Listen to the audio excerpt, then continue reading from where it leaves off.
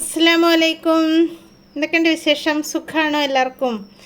ഇന്ന് ഞാനേ ഒരു നിസ്കാരക്കുപ്പായം തയ്ക്കുന്ന വീഡിയോ ആയിട്ട്, അതായത് കട്ട് ചെയ്ത് സ്റ്റിച്ച് ചെയ്യുന്ന വീഡിയോ ആയിട്ടാണ് വന്നിട്ടുള്ളത്. ഇതാണ് കേട്ടോ മെറ്റീരിയൽ.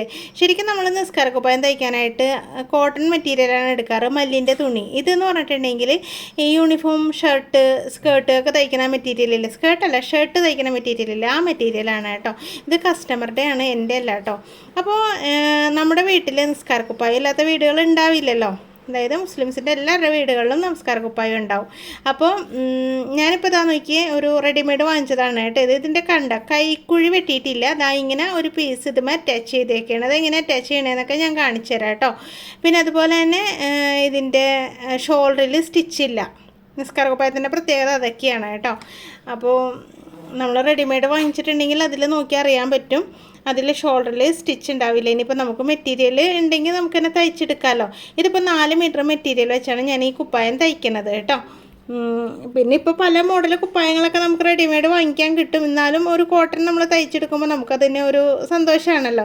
അപ്പോൾ നമുക്കിതിൻ്റെ ഇറക്കം എത്രയുണ്ടെന്ന് നോക്കാം. ഞാനിങ്ങനെ കറക്റ്റായിട്ട് ഇറക്കം നോക്കിയപ്പോഴത്തേക്കും ആ ടേപ്പിനേക്കാളും കൂടുതൽ ഇറക്കമുണ്ട് കേട്ടോ. അതായത് ഇത്രയും ഹൈറ്റ് ഉണ്ടെന്നല്ല, നമ്മളിപ്പോൾ നിസ്കാരക്കുപ്പായം തയ്ക്കുമ്പോൾ കുറച്ച് നീളം കൂട്ടി തയ്ക്കും. അപ്പോൾ കൂട്ടി തയ്ക്കുന്ന എന്തിനാ വെച്ചിട്ടുണ്ടെങ്കിൽ നമ്മളിപ്പോൾ റുക്കൂയിലേക്കൊക്കെ പോകുമ്പോഴത്തേക്കും നമ്മുടെ കാല് കാണാതിരിക്കാനാണ് അങ്ങനെ ലെങ്ത്ത് കൂട്ടുക. അതെല്ലാവർക്കും അറിയാമായിരിക്കുമല്ലോ. അപ്പോൾ കുറച്ച് ലെങ്ത്തിൽ തന്നെ ഒരു 60-62 ഇഞ്ച് ലെങ്ത്തിൽ നമുക്കിത് കട്ട് ചെയ്തെടുക്കാം. അതിനായിട്ട് ഞാൻ തുണി ഇതാ നീളത്തിൽ അളന്നെടുക്കുന്നുണ്ട്. അപ്പോൾ ടേപ്പിൻ്റെ ലെങ്ത്ത് കഴിഞ്ഞ് പിന്നെയും ഒരു 5 ഇഞ്ച് കൂടെ കൂടുതൽ കൊടുത്തിട്ടാണ് ഞാൻ മടക്കണത് കേട്ടോ.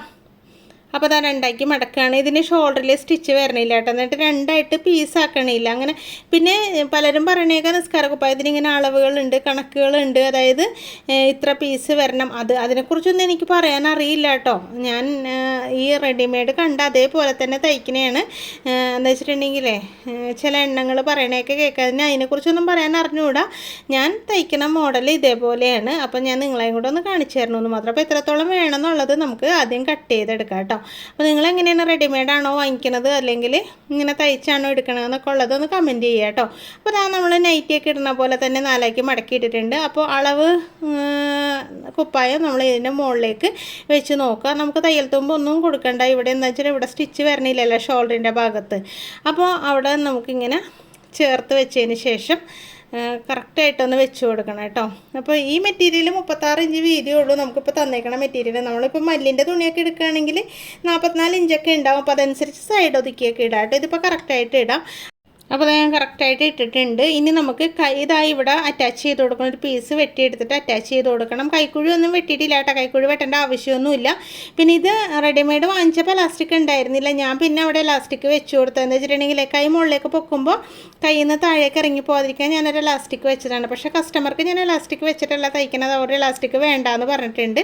എന്താ നെക്കിൻ്റെ പോർഷൻ എത്ര വേണമെന്നുള്ളത് ഞാൻ അളവിൽ, അതായത് നമ്മുടെ അളവ് കുപ്പായത്തിൻ്റെ അളവിൽ ഞാൻ മാർക്ക് ചെയ്തിട്ടുണ്ട്. എന്ന് വെച്ചിട്ടുണ്ടെങ്കിൽ ഇതിൻ്റെ ഫ്രണ്ടും ബാക്കൊക്കെ ഈക്വലാണ് കേട്ടോ. ഫ്രണ്ടിലും ബാക്കിലും തിരിച്ച് അങ്ങോട്ട് ഇരിച്ചൊന്നും ഇട്ടാലൊന്നും കുഴപ്പമില്ല. പിന്നെ കൈ എത്രത്തോളം പിടിപ്പിക്കണം എന്നുള്ളത് ആ ഭാഗവും കൂടെ നമുക്കൊന്ന് മാർക്ക് ചെയ്തിട്ടേക്കാം. കൈ അവിടെ അറ്റാച്ച് ചെയ്ത് കൊടുക്കണമല്ലോ. നെക്ക് മാത്രം നമുക്ക് കട്ട് ചെയ്താൽ മതി കേട്ടോ. വേറെ ഒന്നും കട്ട് ചെയ്യാനില്ല. പിന്നെ കൈ ഇതിൽ അറ്റാച്ച് ചെയ്ത് കൊടുക്കണം, അത്രേ ഉള്ളൂ. നെക്ക് ഇതാ നമ്മൾ കട്ട് ചെയ്തെടുത്തിട്ടുണ്ട്. ആ അളവ് കുപ്പായം ഇട്ടിട്ട് ആ ഭാഗത്ത് നമ്മൾ കട്ട് ചെയ്തെടുത്തിട്ടുണ്ട്. ഇനി വേറെ ഒന്നും ചെയ്യാനില്ല. പിന്നെ കൈ വെട്ടിയെടുക്കണം. കൈക്ക് കുറച്ചുകൂടെ ലെങ്ത്ത് വേണമെന്ന് ഞാൻ പറഞ്ഞില്ലേ.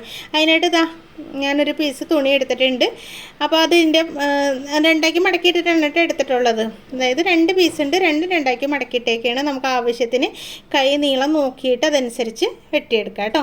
അപ്പോൾ ആ നമ്പർ ശ്രദ്ധിച്ചല്ലോ. നമ്മുടെ ഓൺലൈൻ ക്ലാസ്സിൽ ചേരണം എന്നുണ്ടെങ്കിൽ നിങ്ങൾക്ക് ചേരാം. ഞാൻ അഡ്വാൻസ് ക്ലാസ്സിൻ്റെ ഡീറ്റെയിൽസ് പറഞ്ഞുതരാം. അഡ്വാൻസ് എന്ന് പറയുന്നത് ഒരു ഫാഷൻ ഡിസൈനിങ് കോഴ്സ് തന്നെയാണ് കേട്ടോ. എന്ന് വെച്ചിട്ടുണ്ടെങ്കിൽ ഹാൻഡ് എംബ്രോയ്ഡറി ഒന്നുമില്ല, തയ്യൽ മുഴുവൻ പഠിപ്പിച്ചു തരും. എല്ലാ മോഡൽ തയ്യലും പഠിപ്പിച്ചു തരും.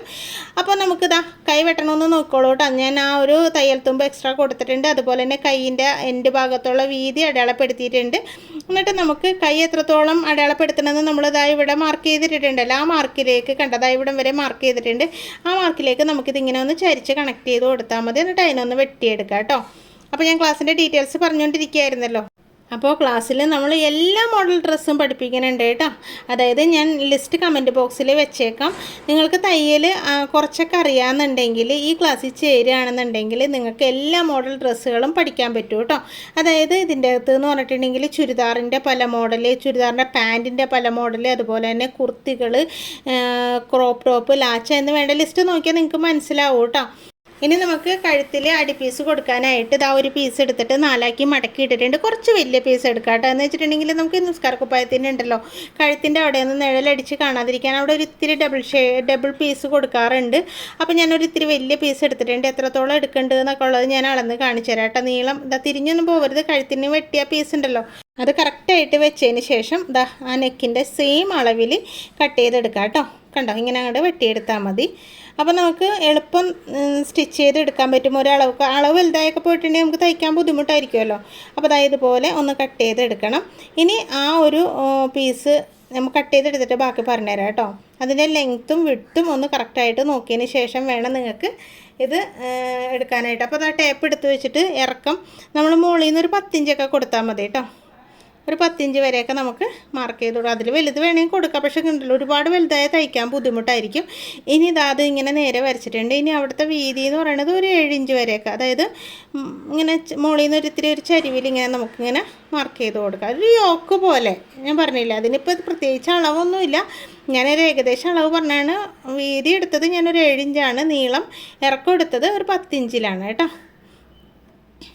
അപ്പോൾ നമുക്ക് ഇതേപോലെ ഒന്ന് കട്ട് ചെയ്തെടുക്കാം. ഇത് നമുക്ക് നെക്കിൽ വെച്ച് അടിച്ചെടുക്കാം കേട്ടോ. അപ്പോൾ നമ്മുടെ ക്ലാസ്സിൽ ചേരണം എന്നുണ്ടെങ്കിൽ പറയണം കേട്ടോ. ഇത് നോക്കിയാൽ നമ്മൾ കൈയാണ് ഫസ്റ്റ് അടിച്ചെടുക്കുന്നത്. കൈയിൻ്റെ എൻ്റെ ഭാഗം ഒന്ന് മടക്കി അടിക്കുക എന്ന് വെച്ചിട്ടുണ്ടെങ്കിൽ, അല്ലെങ്കിൽ വലിയ പീസ് എടുത്തിട്ട് എല്ലാം കൂടെ വെച്ചിട്ട് അടിക്കേണ്ടി വരില്ല. അപ്പോൾ കൈയിൻ്റെ കുഞ്ഞു കുഞ്ഞു കാര്യങ്ങളൊക്കെ ആദ്യം ചെയ്യണമെങ്കിൽ നമുക്ക് തയ്ച്ചെടുക്കാൻ എളുപ്പമാണ് കേട്ടോ. ഇത് തയ്ച്ചെടുക്കാൻ ഭയങ്കര ഈസിയാണ്. എന്നാലും നമുക്ക് അറിഞ്ഞിരിക്കണമല്ലോ ഇത് എങ്ങനെ, അതിനേക്കാൾ ഈസി ആയിട്ട് എങ്ങനെ തയ്ക്കാം എന്ന് അറിഞ്ഞിരിക്കണമല്ലോ. ഓരോ കാര്യങ്ങൾ ചെയ്യുമ്പോഴും അങ്ങനെ തന്നെയാണ് കേട്ടോ. അപ്പോൾ ഇന്നിപ്പോൾ നമുക്ക് എല്ലാവർക്കും വേണ്ടിയിട്ടുള്ള വീഡിയോ അല്ല ഞാൻ ചെയ്തത്. മുസ്ലിങ്ങൾക്ക് വേണ്ടി മാത്രം, അതായത് കുപ്പായ ഇടുന്നവർക്ക് വേണ്ടി മാത്രമാണ് കേട്ടോ ചെയ്തത്. അപ്പോൾ മറ്റുള്ളവർ കാണുകയാണെങ്കിൽ ക്ഷമിക്കുക. ഉടനെ നിങ്ങൾക്കും കൂടെ പറ്റിയ വീഡിയോ ആയിട്ട് വരുന്നതായിരിക്കും. എന്ന് വെച്ചിട്ടുണ്ടെങ്കിൽ ഒത്തിരി പേരെന്നോട് റിക്വസ്റ്റ് ചെയ്തിട്ടുണ്ടായിരുന്നു ഇതൊന്ന് തയ്ക്കണ കാണിച്ചു തരുമെന്ന്. അതുകൊണ്ടാണ് ഞാൻ ഈ ഒരു ഐറ്റം കിട്ടിയപ്പോൾ വേഗം തന്നെ നിങ്ങളുടെ മുന്നിലെത്തിച്ചത് കേട്ടോ. നമ്മൾ ആ കുഞ്ഞു പീസ് എടുത്തിട്ടുണ്ടല്ലോ, അതിൻ്റെ 4 സൈഡും ഇതുപോലെ ചെറുതായിട്ട് ഒരു മടക്കിയിട്ട് ഒന്ന് അടിച്ചെടുക്കുകയാണ് കേട്ടോ. വൈറ്റ് തന്നെയാകുമ്പോൾ കാണാൻ ഇച്ചിരി ബുദ്ധിമുട്ടുണ്ട് അല്ലേ. പിന്നെ ഇപ്പം എല്ലാവരും നിസ്കാര കുപ്പായം കളറിലും യൂസ് ചെയ്യുന്നുണ്ട്. പക്ഷേ എനിക്കെന്തോ ഒരു മടിയാണ് കേട്ടോ കളർ ഇടാനായിട്ട്. എനിക്ക് വൈറ്റ് തന്നെയാണ് ഇഷ്ടം. അങ്ങനെയുള്ളവരും ഉണ്ടാവും, പിന്നെ കളർ ഉപയോഗിക്കുന്നവരും ഉണ്ടാവും, പിന്നെ ഇപ്പോഴത്തെ ആ ഒരു ക്രൈപ്പ് മെറ്റീരിയലൊക്കെ ചെയ്യണവരും അങ്ങനെയുള്ളവരും ഉണ്ട്. അപ്പോൾ എന്തായാലും നമുക്കെന്തായാലും ഇതൊന്ന് ഈ വൈറ്റ് മെറ്റീരിയലിൽ തന്നെ അടിച്ച് നോക്കാം. 4 സൈഡും ജസ്റ്റ് ഒന്നിങ്ങനെ മടക്കിയിട്ട് നമ്മൾ അടിക്കുകയാണ് കേട്ടോ. എന്ന് വെച്ചാൽ അടിച്ച് മറിച്ചിട്ട് തുണിയിലേക്ക് വെച്ച് അടിക്കുമ്പോഴേ അതൊരു ഭംഗിയാവാൻ വേണ്ടിയിട്ടാണ്. അല്ലെങ്കിൽ പിന്നെ അന്നേരം ഇട്ട് മടക്കിയിട്ടുണ്ടെങ്കിൽ അത്രയും നീറ്റായി വരില്ല കേട്ടോ. അപ്പോൾ നമുക്കതാ ഈ സൈഡൊക്കെ ഒന്ന് 4 സൈഡും അടിച്ചതിന് ശേഷം കാണിച്ചു തരാം കേട്ടോ. അപ്പോൾ അതാ എല്ലാ സൈഡും അടിച്ചിട്ടുണ്ട്. ഇനി നമ്മുടെ കുപ്പായത്തിൻ്റെ നല്ല വശം എടുത്ത് വെക്കാം. നല്ല വശത്തിൻ്റെ മുകളിലേക്ക്, 2 സൈഡും നല്ല വശമാണ്, വ്യത്യാസമൊന്നുമില്ല. എന്നാലും നല്ല വശത്തിൻ്റെ മുകളിലേക്ക് ഈ നെക്ക് ഇങ്ങനെ കറക്റ്റായിട്ട് എടുത്ത് വെക്കാം. എന്നിട്ട് അടിച്ചകത്തേക്ക്, അപ്പോൾ കുഞ്ഞു പീസിൻ്റെ നല്ല വശമാണ് കേട്ടോ തുണിയോട് ചേർന്നിരിക്കുന്നത്. അങ്ങനെ ചേർത്ത് വെച്ചതിന് ശേഷം കഴുത്തൊന്ന് അടിച്ചെടുക്കുക. അപ്പോൾ അടിക്കുമ്പോഴൊക്കെ ഒന്ന് പ്രത്യേകം ശ്രദ്ധിക്കുക. എന്ന് വെച്ചിട്ടുണ്ടെങ്കിൽ നമ്മളിത് ഷോൾഡർ കട്ട് ചെയ്തിട്ടില്ലല്ലോ.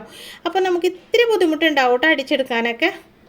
എന്നാലും ഇച്ചിരി ബുദ്ധിമുട്ടിയിട്ടാണെങ്കിലും നമ്മൾ ചെയ്യണമെങ്കിലേ നമ്മൾ ചെയ്ത് കഴിയുമ്പോൾ നമ്മൾ ചെയ്തത് വെച്ച് തന്നെയിട്ട് നമസ്കരിക്കുമ്പോഴൊക്കെ അതിനൊരു നമുക്കൊരു പ്രത്യേകത തോന്നും. നിങ്ങളൊന്ന് ചെയ്ത് നോക്കും. ഇങ്ങനെ തുണി റോളായിട്ട് മുറിച്ചെടുത്തിട്ട് 4 മീറ്ററൊക്കെ മുറിച്ചെടുത്തിട്ട് നിങ്ങൾ ഇതുപോലെ ചെയ്ത് നോക്കുക കേട്ടോ.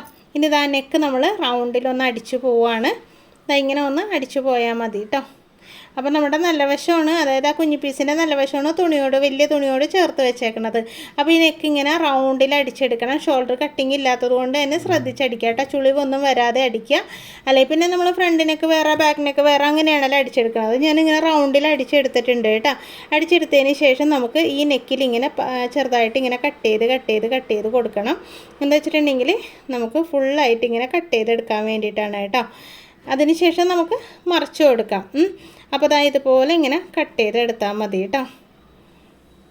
ഓക്കെ, അപ്പോൾ ചുറ്റിലും നമുക്കൊന്ന് കട്ട് ചെയ്തൊക്കെ എടുക്കാം. അതിന് ശേഷം നമ്മളൊന്ന് നെക്ക് പതിച്ചടിക്കണം. അതായത് ഇതുപോലെ ഉള്ളിലേക്ക് ഞാൻ ഇട്ട് കൊടുക്കുകയാണ്. അപ്പോൾ നമുക്ക് മെഷീനിലിട്ട് ഇങ്ങനെ കറക്കുമ്പോഴൊക്കെ ഇങ്ങനെ വട്ടത്തിൽ കറക്കിയൊക്കെ തയ്ക്കില്ല. അപ്പോൾ ഈ ഓയിൽ വരുന്ന മെഷീനൊക്കെ ഉണ്ടാവുമല്ലോ.